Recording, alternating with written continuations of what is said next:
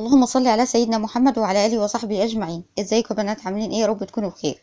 كل سنه وانتم طيبين وعيد اضحى مبارك ان شاء الله. النهارده هنعمل مع بعض صينيه العزومات. هنعمل النهارده صينيه الرقاق الناشف باللحمه المفرومه. صينيه كده عظمه، طعمها تحفه جدا وشكلها كمان يفتح النفس. يا سلام بقى لما تكون المقادير مظبوطه جدا وطالعه معاكي زي العسل، مقرمشه من بره وطريه من جوه ومش معجنه. شوفي شكلها ازاي، اللهم بارك، تحفه جدا. قبل ما نبدأ الفيديو، لو بتشوفوني أول مرة، أنا أم رودي، دي قناتي أم رودي في المطبخ. لايك وشير واشتراك في القناة، فعلوا زر التنبيهات عشان يوصلكوا كل جديد مني من القناة. نسمي الله ونصلي على الحبيب المصطفى عليه أفضل الصلاة والسلام، ونبدأ بقى الفيديو بتاعنا ونشوف هنعمل صينية الرقاق القمر دي ازاي. يلا بينا. أول حاجة هجهزها هي الخليط اللي أنا هسقي بيه الرقاق. عندي كوبايتين من الشوربة السخنة، هنزل عليهم كده بمعلقة من السمنة. هنا معلقة السمنة لو الشوربة مش دسمة، إنما لو الشوربة دسمة هتستغني عن معلقة السمنة تماما. تاني حاجة هنحتاجها نص كوباية من الحليب، دي اختياري، تقدري تستغني عنها تماما، بس طبعا بتدي طعم مميز جدا للرقاق. قلبت كده تقليبة وهبتدي انزل بمعلقة صغيرة من البيكنج باودر، وده طبعا مكون اساسي لان طبعا بيخلي الرقاق مش مكتوم وخلي لي طبقات كده وطري من جوه، واهم حاجة مش معجن. نزلت كمان برشة من الفلفل الاسود، طبعا انا هنا الملح مظبطة الملح بتاع الشوربة، ولو احتاج تاني هضيف ملح. قلبت كل المكونات كده مع بعض وكده الخليط بيكون جاهز. هنا بقى جبت الصينيه اللي انا هعمل فيها الرقاق، ولازم تدهن سمنه كويس جدا. لازم ادهن قاع الصينيه وكمان الجوانب تدهن كويس جدا سمنه. تمام. هبتدي كده اخد ورقه ورقه من الرقاق وانزل بيها في الخليط اللي احنا جهزناه مع بعض. طبعا هنا الخليط بيبقى سخن، مبيبقاش سخن قوي. تمام. هنا ورقه الرقاق هي اللي بتتحكم ان الخليط يبقى سخن قوي او يبقى زي ما احنا جهزناه كده متوسط. يعني لو كانت ورقة الرقاق سميكة هنبتدي ان احنا نسخن الخليط شوية عن المتوسط. تمام. انما لو كانت خفيفة حلو قوي متوسط زي ما احنا مشغلين دلوقتي، ده رقاق بيتي تمام وخفيف بقى، فمش محتاج ان انا اسخن زيادة عن اللزوم. ابتدي بقى اسقي كده زي ما انتم شايفين.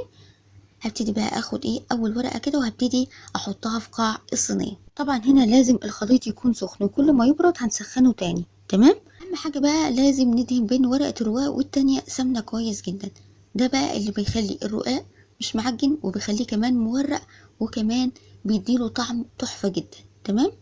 هبتدي بقى اخد ورقة تانية من الرقاق وابتدي اعمل بقى نفس اللي انا عملته في الورقة الاولى، بس اهم حاجة ناخد بالنا منها ان الشوربة لازم تكون سخنة، ولو بردت هنسخنها تاني.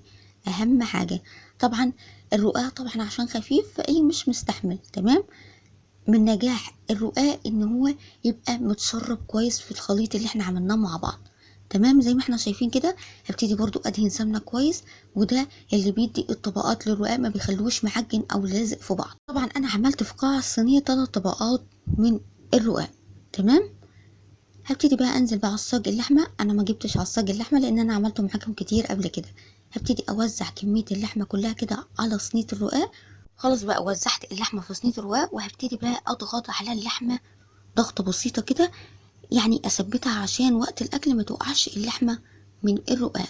ودي خطوه مهمه جدا لان في ناس كتير بتقول لما بنعمل الرقاق لما تيجي كده تاكليه او وقت الاكل بتحسي ان اللحمه بتوقع من الرقاق. لازم نضغط كده على اللحمه ونثبتها كويس عشان ما توقعش وقت الاكل. هنا بقى هعمل نفس اللي انا عملته في قاع الصينيه. عملت 3 طبقات من الرقاق. هنا برضو من فوق هعمل 3 طبقات من الرقاق، وهدهن بين الطبقه والتانية او الورقه والتانية سمنه كويس جدا. يعني هيبقى الصينيه من تحت 3 طبقات من الرقاق الحشوه، بعد كده من فوق 3 طبقات كمان من الرقاق. كده الحجم مظبوط جدا، لان طبعا ده رقاق بيتي مش رقاق افران. طبعا لو كان رقاق افران بيبقى اخف من كده شويه، هنحط طبعا 4 طبقات من الرقاق. طبعا انا بنات بفضل الرقاق البيتي في صينيه الرقاق، بحسها بتظبط اكتر من الرقاق بتاع الافران، لان الرقاق الافران بيبقى خفيف زياده عن اللزوم، فبحسه بيعجن شويه. تمام. انما الرقاق البيتي بيبقى مظبوط جدا. خلصت كده وابتديت ان انا كده ادهن وش كده صينيه الرقاق بالسمنه كويس جدا، وبعد كده هجيب حوالي ربع كوبايه من خليط الشوربه والحليب وابتدي اسقي بيه صينيه الرقاق. واهم حاجه لازم نسقي الاطراف كويس جدا. بعد كده هبتدي ان انا اقطع صينيه الرقاق. هنا تقطيعه الرقاق على حسب الحجم اللي انت عايزاه. نيجي بقى للتسويه. مشغله الفرن على درجه حراره عاليه، هحط الصينيه في الرف الوسطاني مشغله من تحت بس. اول ما تاخد لون ذهبي من تحت هعرف ازاي اخدت لون من الجوانب. اول ما اخدت خلاص لون من جوانب كده خلاص اخدت لون ذهبي من تحت. هبتدي بعد كده اشغل الشوايه تاخد كمان لون ذهبي من فوق، متاخدش وقت خالص في الفرن. وده بقى بيكون شكل صينية الرقاق بعد ما خرجت من الفرن. شكلها تحفة ما شاء الله، اللهم بارك، شكلها يفتح النفس. طبعا انت لو بتحبوا صينية الرقاق تبقى طرية، اول ما تخرج من الفرن هنغطيها. انما لو عايزينها مقرمشة مش هنغطيها، هنسيبها كده اول ما تخرج من الفرن حبة، وبعد كده ايه هنبتدي نغطيها. طبعا انا بحبها مقرمشة نص ونص، اول ما خرجت كده من الفرن غطيتها. شايفين شكلها ما شاء الله زي العسل. بتمنى النهارده الفيديو يكون عجبكم، لا عجبكم بقى متنسوش اللايك والاشتراك في القناة. استودعكم الله والسلام عليكم ورحمة الله وبركاته.